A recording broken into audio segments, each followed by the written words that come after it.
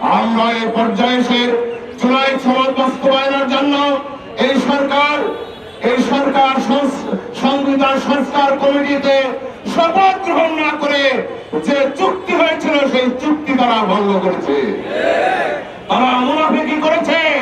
এই মুনাফিকি করার কারণে আজকে তারা গণভোটকে তারা অস্বীকার করছে। আমরা দেখতে পাচ্ছি গুম কমিশন অধ্যাদেশ তারা অস্বীকার করছে, সেটাকে তারা প্রত্যাখ্যান করছে। অর্থাৎ এই বিএনপি সরকার আরেকটি গুমের নকশা তারা তৈরি করছে। আমার আজকে জুলাই সনদ যদি বাস্তবায়ন হয় তাহলে দুর্নীতি থাকবে না, চাঁদাবাজি থাকবে না, স্বজনপ্রীতি থাকবে না।